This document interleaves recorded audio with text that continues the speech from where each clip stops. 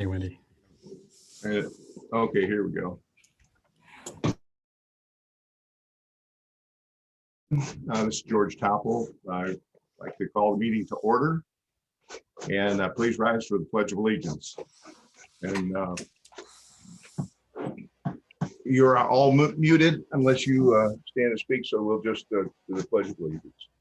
I pledge allegiance to the flag of the United States of America, to the republic for which it stands, one nation, under God, indivisible, justice for all.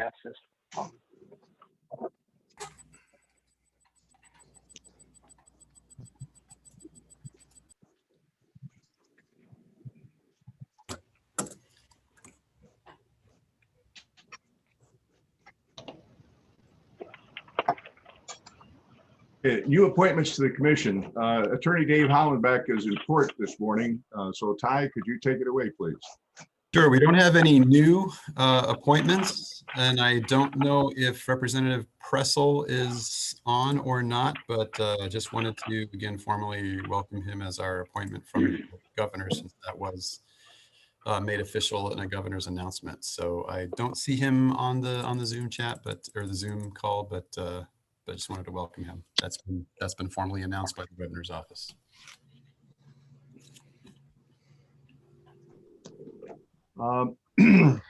May we have a roll call? And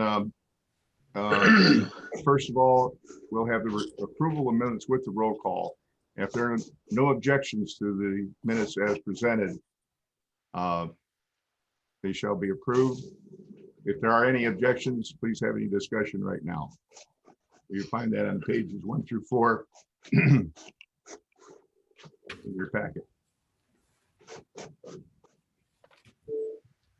Okay, thank you, George. This is Candace with NERC. I will be taking roll call now. Kyle Allen, Dwayne Arndt, Jeanette Babs, Janet Beck, Jeff Benson, Jim Biggs, Here. Kevin Brightsky, Here. Charlie Brown, Bill Carroll, Here. Robert Carnahan, Here. Anthony Copeland, Joshleen Denham, Tom Dermody, Present. Excuse me, Jeff Benson is here. I thought I was muted. Sorry. that's okay, thank you, Jeff. John Derwinski, Dinah Doombris, Here, present. thank you. Denise Ebert, Bill Emerson, Here. Robert Forster, Michael Griffin, Richard Hardaway, Here. Tony Hendricks, Eric Hall, Jack Geralds, Justin Keel, Present. Andrew Kiris, Robert LeMay, Sue Lynch, Here, Sheila Matias, Tom McDermott, Lori Mercer, Wendy Miss, Present. Edward Morales, Matt Murphy, Duane Perry, David Peeler, Bob Paparad, Jim Pressel, Jerome Prince, Here.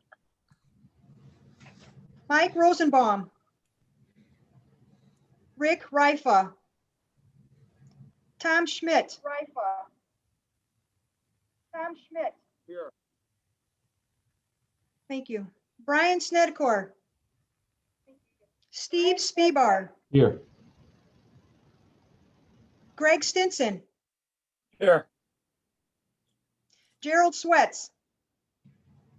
Sharon Zuido. Mary Tanis. Jim Tunn, Present. George Topple, Present.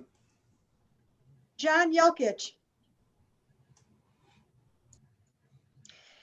Okay, we needed a quorum of 6 for the executive board, and we have 8, so we have met quorum. Outstanding. Next item on the agenda is the minutes that are approved. Any objections? Hearing none, the minutes are approved. Public comment on current agenda items. Are there any people who have signed up to comment from the public?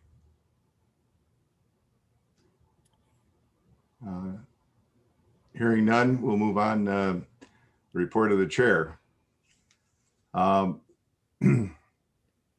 We've had a lot of activities. We have some new people on board, and I'll turn it over to Ty with that. I think you've met Dennery Kane already, who's our economic development specialist, and she'll be reporting a little bit later in the agenda for the finance and personnel pieces regarding the revolving loan funds. So you'll hear from her shortly. And Link Lucas was introduced on a previous call as well, is our communications person, and he is on this call as well. So I'd like to welcome them. We do have a posting out nationally for a new director of transportation. So that is on our website, and we hope to be able to hire that position very soon. Okay, thank you, Ty, on the personnel. Do you have any other report for the overall? I do. So yeah, if I could, just for my report, just a couple of quick things. First of all, want to congratulate the communities that received $6 million from Northwest Indiana Next Level Trails. Mitch Barloga is going to give a brief summary of that later on during the technical planning committee portion of the agenda. So you'll hear some more details about that. So just consider that a teaser of things to come. We're excited to have received that in Northwest Indiana. So congratulations to those communities. We have an item on the agenda, a couple of items later under finance and personnel for revolving loan fund for the existing one that we have for LaPorte County that we administer, and then the new revolving loan fund for the regional revolving loan fund for Lake Porter and LaPorte counties under the CARES Act funds that we received. And so that's going to be ready to launch very shortly, but that's later in the agenda. I just wanted to highlight that those programs are off and running. These are just some revisions to the management plans that have been adopted. And these are more opportunities for small businesses in your communities to apply for funds that they may not be able to receive in other contexts based on their own financial positions and whatnot. So this is very helpful for economic development recovery during the pandemic. On that note too, you should have received an email, I believe yesterday, that we sent out to all the commissioners regarding an upcoming EDA boot camp, Economic Development Administration boot camp on April 22nd, where we will have our former staff person, James Winters, who is now working for the Economic Development Administration. He will be giving a presentation on successful applications, what makes for a competitive submittal, and a host of other things on April 22nd. We sent out an email asking for names of folks that you would like to be invited to that. So if you can check your inboxes for that and respond to Candy with names of people that you'd like to have receive that information about the April 22nd workshop, I think that'd be very helpful, and we'd love to take advantage of these funds for Northwest Indiana.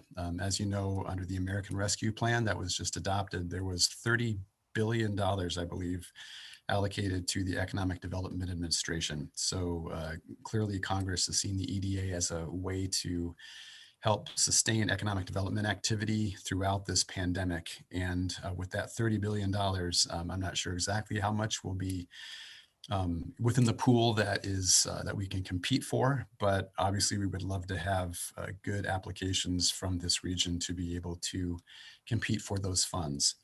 And those would be for economic development projects within your own communities that are of a general economic development nature. So again, April 22nd, we're hosting this boot camp. It will be Zoom virtual. Please respond with some names of folks to get an invitation to. Please respond to Candy. And with that, thanks so much, Mr. Chair. That concludes my report. Hey, thank you very much, Ty. Yeah. Would you also indicate the other personnel that we're looking for and talk about Gabriel's leaving? Sure. So Gabrielle Buchanis, she was our economic development coordinator, and she was hired by an engineering firm in the private sector. They recruited her, and she couldn't refuse. So we unfortunately lost her in that position. So we have another position.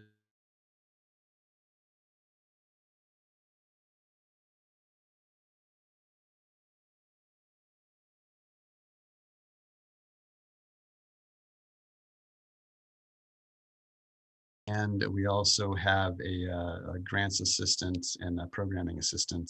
That's one position that has been posted on our website for a while, but we will be making a renewed push for that. That will help with grant administration as well as the transportation improvement program and help Charles out there.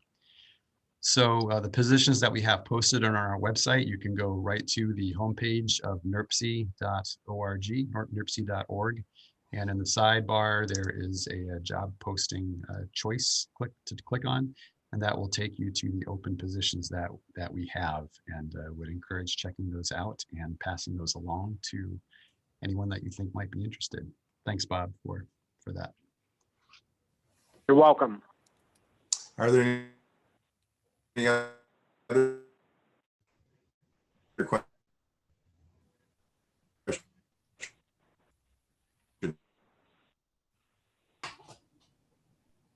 George, you're having some video issues.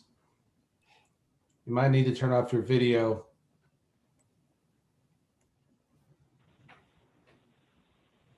And Did we lose George? in George's.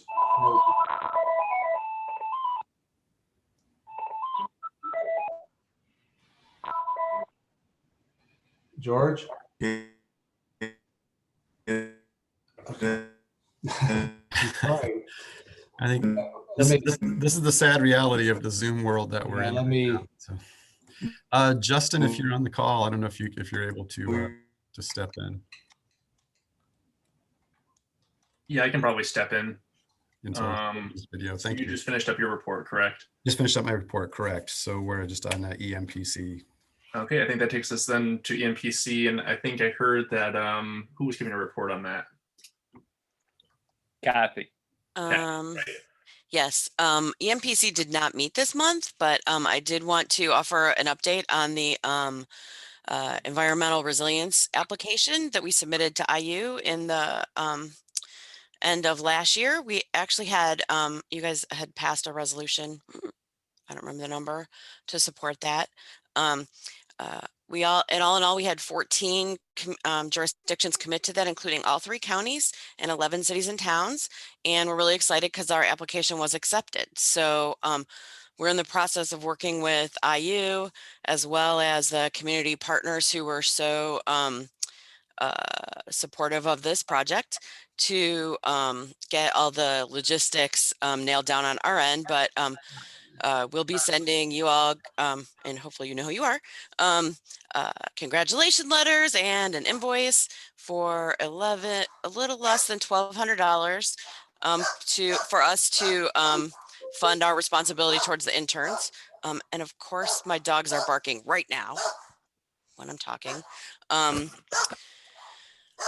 Also, mark your calendars on May 6th at 9 a.m., which is our EMPC time slot. There will be a webinar for all the participating communities to learn about how the project will work.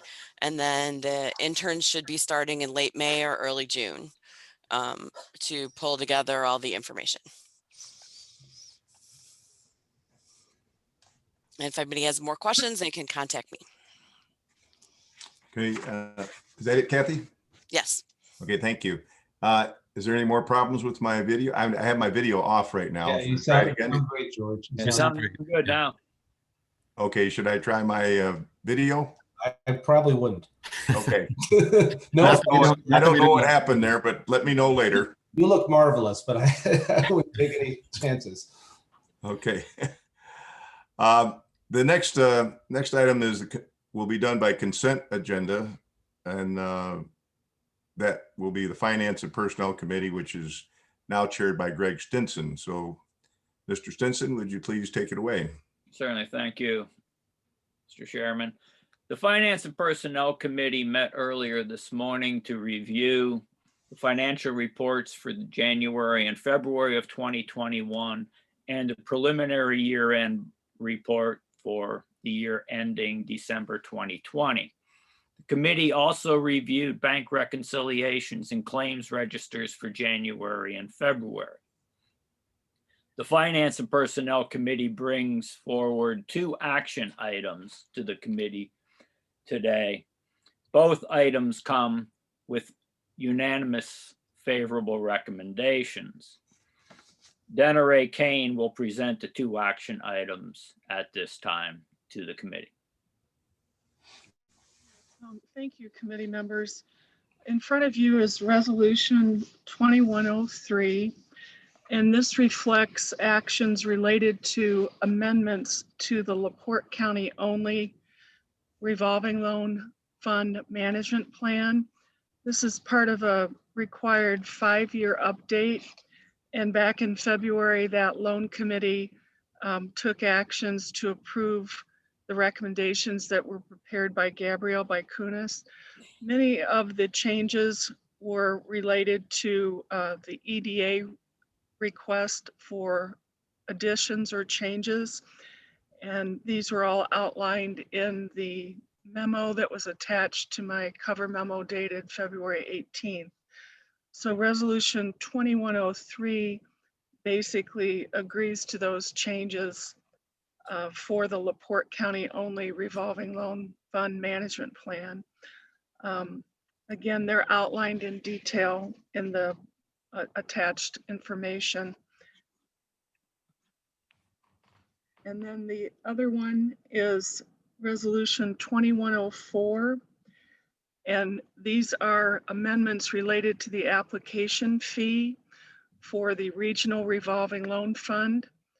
Essentially, the total fee of $1,000 is not changing, but rather than collect $200 at the start, at the time of application, we'll be collecting $450. This is so we can cover our costs related to the preparation of the credit memo and credit reports by the regional development company that's providing. And then the remaining $550 we collected at the time of closing. So the overall fee will not change. It's just the amount that we collect at the beginning. So that's the essence of Resolution 2104. And once both of these resolutions are passed, the revised management plans will be sent to EDA for their records.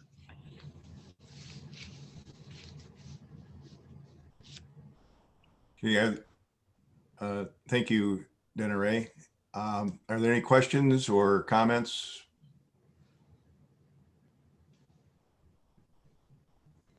Okay, so we have covered both the 2103 and 2104. Is that correct? Yes. All right. If there are no further questions, then let's move to a consent. So if you please take the roll, please, to see do we have motion to approve, first of all?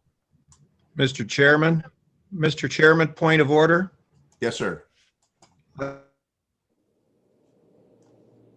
can't hear you, Jim.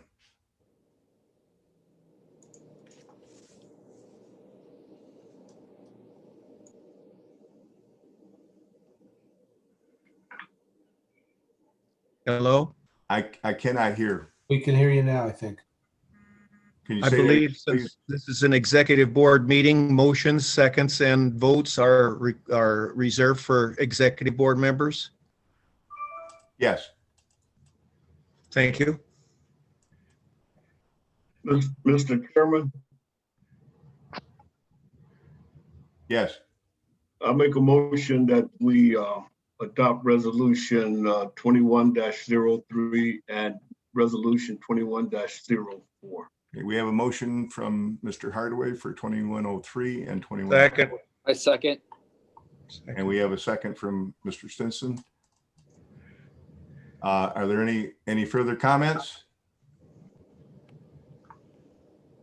Hearing none, please take the roll. Yes, I will be taking the roll call of the executive board members. Tom Dermody, Yes. Bill Emerson, Yes. Michael Griffin, Richard Hardaway, Yes. Justin Keel, Yes.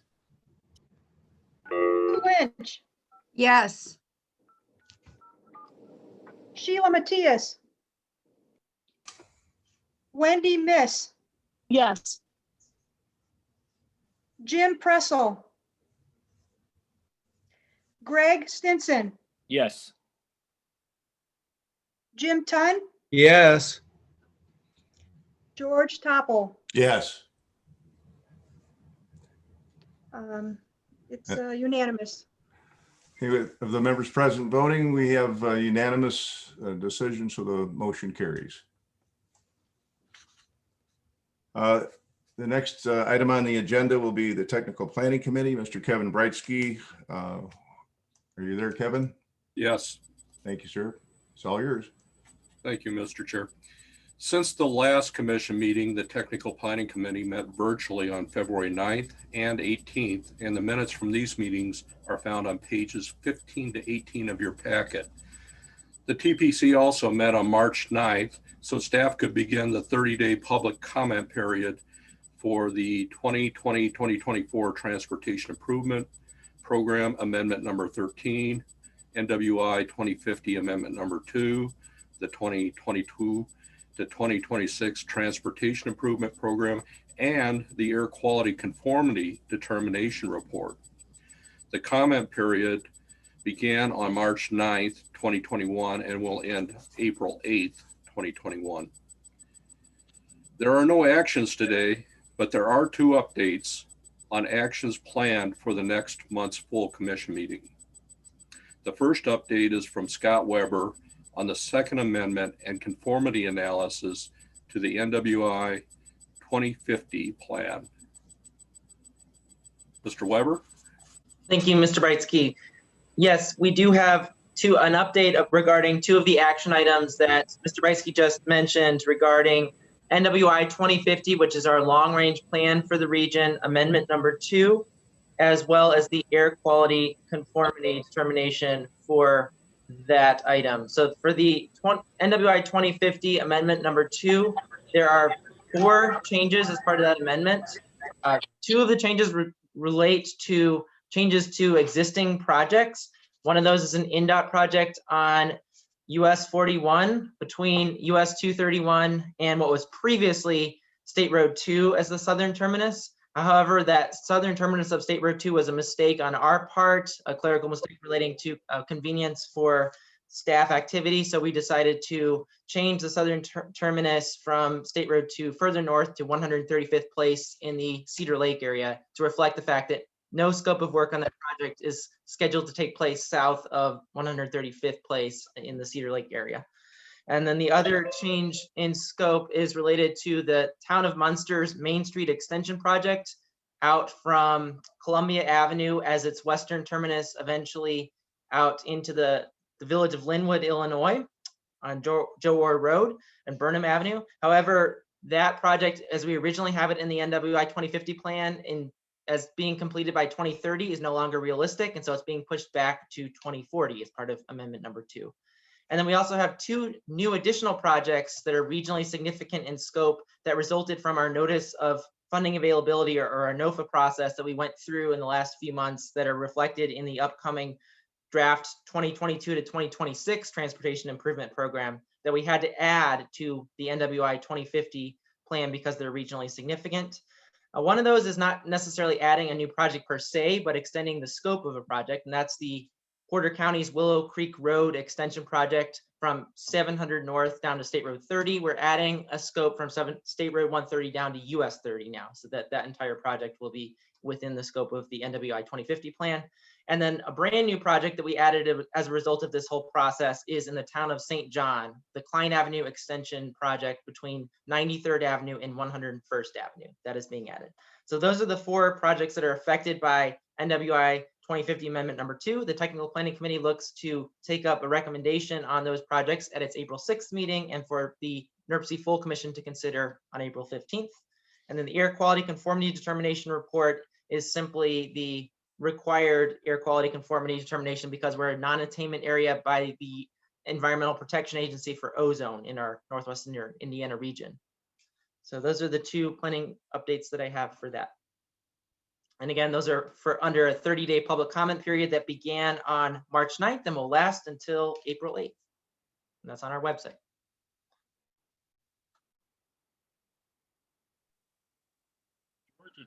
Or Kevin, I think we lost you, or at least your voice. You're muted, Kevin. Thank you. Any questions for Scott or comments? Not hearing any. The second update is from Charles Bradsky on the 2025-2026 NOFA projects. Mr. Bradsky. Thank you. We have the 2022 to 2026 TIP, which is out for public comment, as was noted by Mr. Brightsky. This is the tip that will be used going forward if anybody has any comments. Staff has put that together and it is now at NDOT for their review. It's also out for public comment. NDOT will get a hold of us in due time and we'll discuss anything that's missing or any improvements that we can make.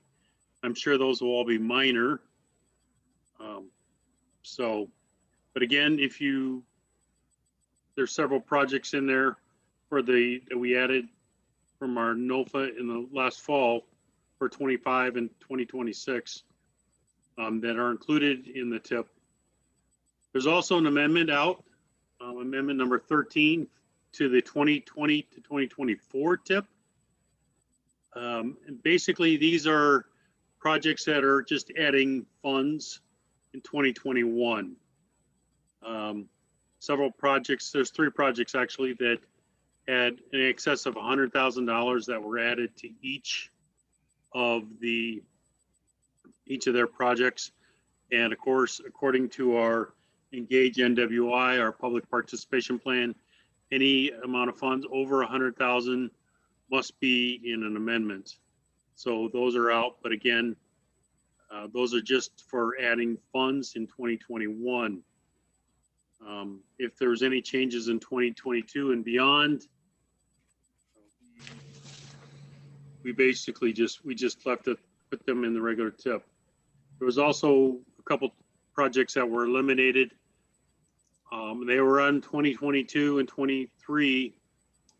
However, we wanted to make sure that it was clear that they were eliminated and not just forgotten in the new TIP. So we wanted to make sure that those were eliminated, and so therefore they are in amendment number 13. And that's all I have. Does anybody have any questions for Mr. Bradsky or comments about the program?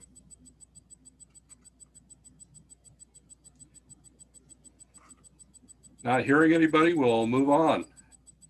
Finally, we have Mitch Barloga, who will make a brief presentation about the Next Level Trails Round 2 awardees in Northwest Indiana and get some of you psyched up to apply for part of the $35 million of Round 3 money that the applications will become due in November. Mitch? Thank you, Mr. Brightsky. Good morning, everyone. We had a very good day here in the region a couple of weeks ago. Governor Holcomb announced the phase 2 of the Next Level Trails program. The delayed phase 2, we should have had these announcements last year, but certain something came up.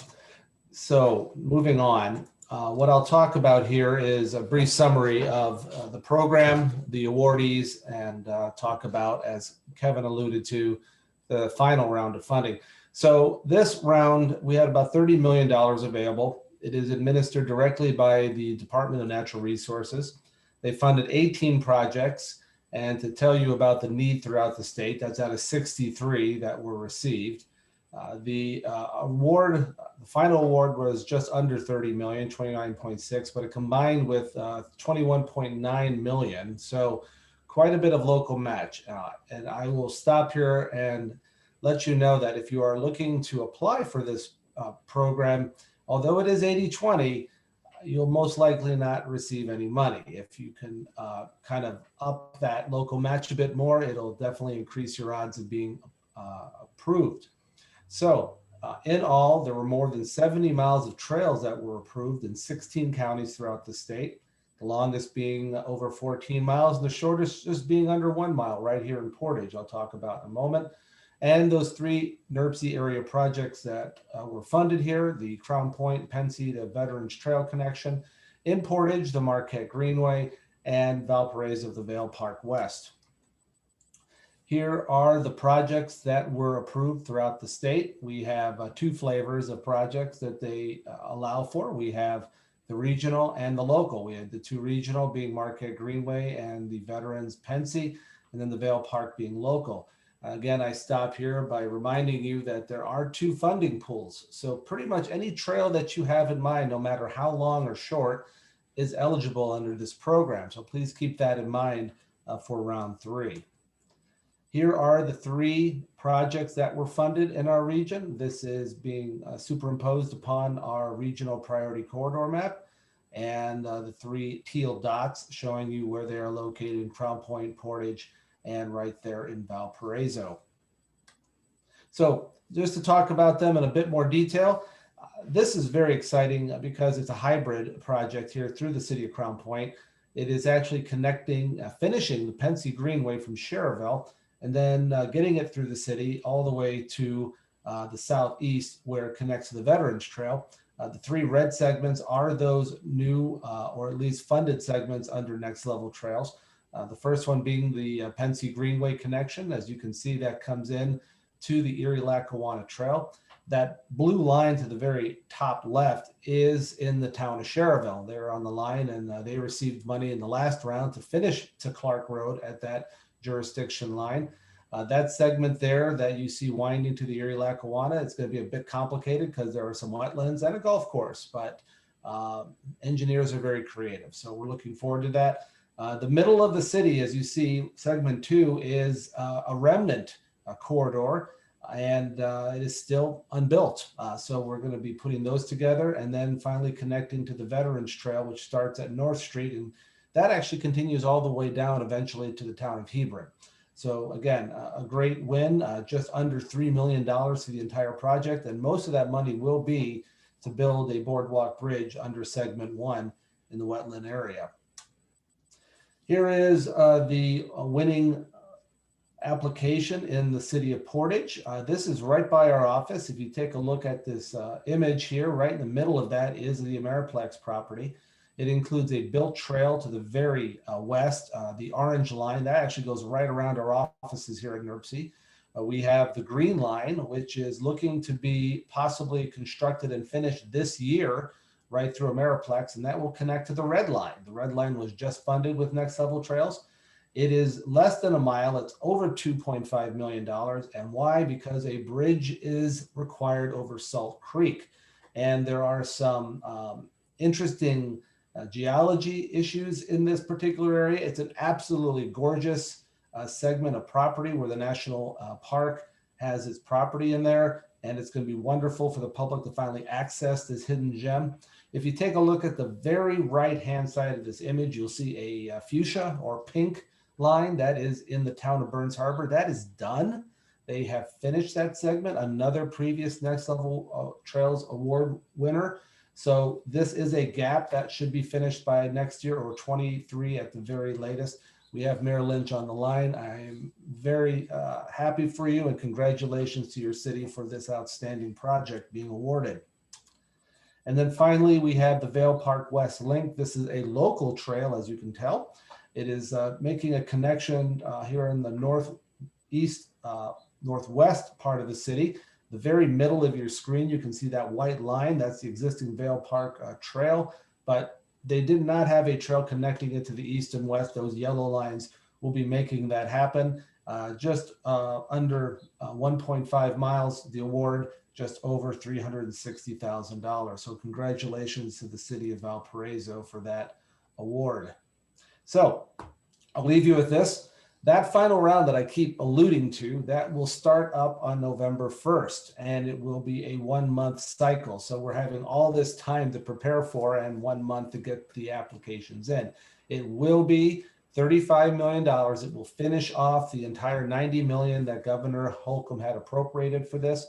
We urge you to please contact our office, myself personally, to talk about this. We have a very good relationship with the DNR. The DNR is very mindful of our planning process, and we have visionary corridors and high priority corridors coming through our region. I could sit here and name them all, but it's quite a robust list. So that's the number, and I'll be more than happy to take any questions if there are any from the commission at this time. Mitch, this is Bob Carnahan. Hello, sir. I'm using my iPhone, so can I go to the website and see what you just described? Are you talking about this presentation? Yes.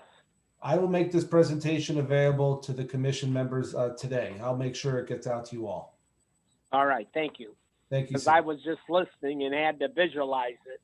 Yeah, I know. It's not fair for people on the phone, so. All right, thank you. You bet. Any other questions for Mitch? Hearing none. Pardon? No, thank you. Our congratulations and thanks to the cities and staffs for this round, and hopefully everybody will get a hold of Mitch earlier this summer to prepare and to be competitive for the third round. The next meeting of Technical Planning Committee will be Tuesday, April 6, 2021 at 10 a.m. More information about either an in-person or virtual meeting will be shared no later than a week before the meeting date. This concludes my report. Well, thank you, Mr. Brightsky. Very informative. A lot of good news there. You're welcome. Thank you. Next item on the agenda is Matt Deitchley, LaPorte District Deputy Commissioner. Morning, everybody. Just wanted to fill you in on a few things we've got going on right now that might affect your areas. Obviously, winter operations are hopefully done for the year, or at least very close to that. I know we all had some snow on Monday. Most of us did, that is, but we're hoping, looking at the future forecast, that snow is in the rearview mirror. So right now, what our crews are doing is we're in transition mode, gearing up for spring activities. It's a really important time right now, specifically for your communities, because we are currently planning our maintenance work plan for fiscal year 2022. And a lot of folks think that our crews plow snow and remove deer and maybe some litter, and that's about it. But what we do is we spend about this time in the spring planning each area of our district for what preservation methods need to be done. So we've been having some intense meetings over the last few weeks, hours long for each of our sub-districts, to identify different roads and areas that need some improvement, whether that be clipping shoulders to improve drainage or potentially chip seals on some of the smaller rural roads. But it's a busy time for us to plan for what makes those communities even better because of our preservation methods. That's what we're working on right now. I do have some relatively good news. Hopefully this affects you. Our potholes this year have been significantly better than they've been in years past. I think this year we've had about a 27% reduction in pothole cases from last winter and 68% reduction in potholes from the winter of 2018-2019. So I know we have some spots that may not always apply. So if you're one of those persons that's kind of scowling at me right now, we're working on it. That's probably in our work plan for 2022 as well. But overall, as the district looks, we've been pretty good. And part of the reason why the pothole cases are down is because of those preservation methods. For our construction projects, you probably heard me say a lot of times, we're taking care of what we have as our main focus, preservation. So beyond our maintenance work plan, our capital projects also focus on preservation. So there's a reason why those potholes are down. Is the work we're doing to make sure that happens. Couple of the brief things I wanted to update you on. Community crossings, as you know, our first call of 2021, January 29th was the deadline. So we're hoping in the coming weeks we'll have some answers on awards. So stay tuned for that. We are getting ready for construction season, whether you like it or not. And coming up this spring, we'll be seeing significant work on 65 and 94. I know you never see 65 and 94 work, so this may be a surprise for you. But those are busy roads and they require a lot of maintenance to make sure we can keep people moving out there. So plan ahead for that starting in spring. The last thing I wanted to mention is you may have heard from some of your local folks that my communication director, Adam Parkhouse, and myself have been going out to meet all the commissioners, the county commissioners throughout our district. One of the big focuses this year was to meet with all the new county commissioners just to, set up lines of communication, make sure we're able to talk. And Adam and I, who were talking about it, we felt that overall as a district, that we need to talk to all of our county commissioners to make sure we've got a relationship in place already. So we've been pretty busy the last few weeks meeting with local county commissioners. We have 13 counties, so that's, I believe, 39 county commissioners, and we've knocked out a lot already. There's some folks we still haven't heard from yet that we're hoping to set up meetings with, but just so you know, if you hear about that, we are making a major push right now to do that. Simply to open lines of communication. That way, if folks have, whether it's somebody calls about a pothole and they're upset about it, it's on our road, then they know who to talk to about that. But also other concerns they might have in their area. So if you would like to know more about that, you're welcome to ask me about it sometime in the future. But that's pretty much all I got for you, but I'm happy to answer any questions anyone has. Are there any questions for Matt? Okay, well, just thank you very had much. one Appreciate it. Some I questions? had one comment, George. Yes, sir. I just wanted Matt to know, we still have our ongoing concerns about safety issues on Route 49 through Chesterton. And I'd like to have a further conversation with him about that at another time. Sure, happy to do that, Jim. Thank you very much. Are there any other comments or questions for Matt Deitchle? Hearing none, then thank you very much. Thanks, everybody. Moving right along, the next item on the agenda is other business. Is there any other business? Okay, hearing none. I'm sure there are some announcements, so please take the time to recognize your announcements. And Bob Carnahan, did you have something? Yes, all I have is to let everybody know that they're supposed to release the United States Census data in May, and hopefully every community in the state of Indiana has higher numbers. Okay, thank you, Mr. Carnahan. Anyone else You're with welcome. any comments? All right, I hear no further announcements. One more time, are there any other comments or questions? There being none, meeting is adjourned. Thank you all for being here. God bless you. Thank you. Thank you. Everyone, we appreciate your participation. Thank you. Thank you, George. Stay well. Thank you to everyone. Goodbye. Bye.